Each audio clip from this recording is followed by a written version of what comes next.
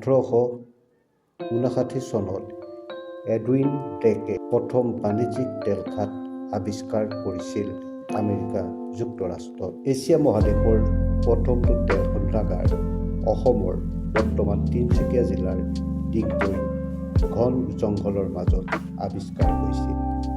1825 চনত ব্ৰিটিছ সেনা বিষয়া লেফটেনেণ্ট আৰ.উইল কক্সে উজনি অসমৰ দিহিং নৈৰ পাৰৰ ঘন জংঘলৰ মাজত খাৰুৱা তেল থকাৰ সম্ভাৱনাৰ বিষয়ে এক তথ্য দাখিল কৰি লেফটেনেণ্ট আৰ.উইল কক্সক উত্তৰ-পূব ভাৰতৰ খাৰুৱা তেলৰ উদ্ভাৱক ৰূপে অভিহিত কৰা হয়। 1868 চনত আছাম ৰেলৱে এণ্ড ট্ৰেডিং কোম্পানীয়ে ডিব্ৰুগড়ৰ পৰা মাৰ্ঘেৰিটালৈকে ৰেলপথ স্থাপনৰ দায়িত্ব লাভ কৰিছিল।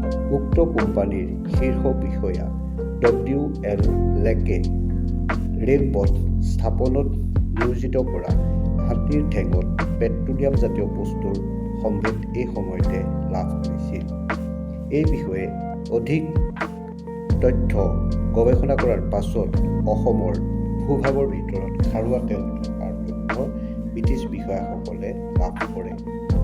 তেলৰ খাট খনন কৰাৰ সময়ত শ্ৰমিকসকলক ব্ৰিটিছ বিষয়াসকলে ডিগবই বুলি অভিহিত কৰিছিল আৰু তেওঁলোকক খনন কামত নিয়োজিত কৰি উৎসাহ প্ৰদান কৰিছিল।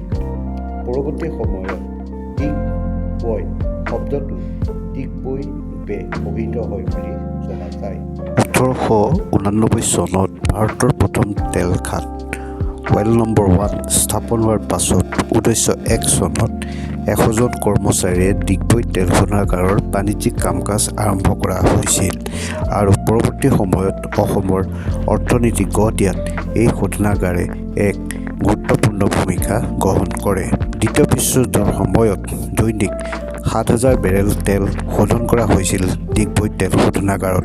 81 চনৰ 14 অক্টোবৰত সংসদত গৃহীত এখন আইন অনুসৰি ডিগবৈ তেল শোধনাগাৰক ইণ্ডিয়ান অইল কৰ্পোৰেচন লিমিটেডৰ অধীনস্থ কৰা হয়। অসমে ভাৰতৰ সৰ্বমুঠ তেলৰ প্ৰায় 24% উৎপাদন কৰে আৰু 12.18% খাৰুৱা তেল উৎপাদন কৰে।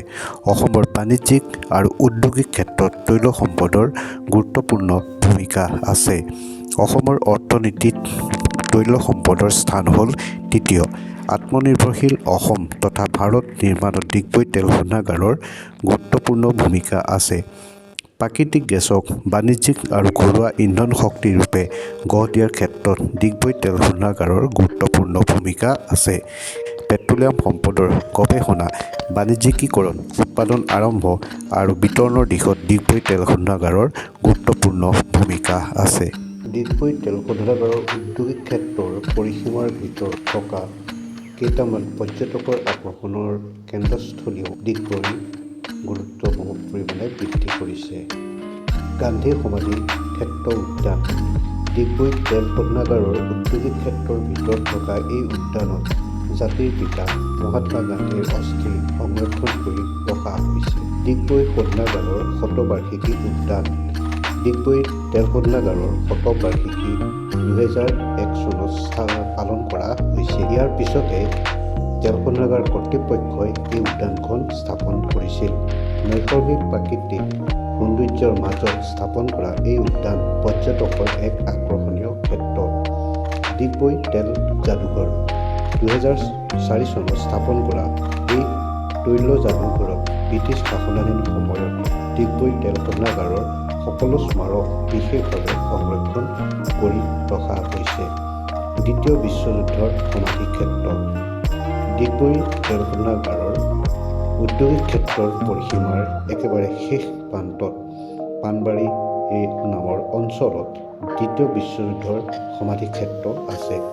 দ্বিতীয় বিশ্বযুদ্ধত যিসকল ব্ৰিটিছ সেনা আৰু ব্ৰিটিছ সেনা বিষয়াৰ যুদ্ধত নিহত হৈছিল তেওঁলোকৰ সমাধি ইয়াত বিশেষভাৱে সংৰক্ষণ কৰি ৰখা হৈছে।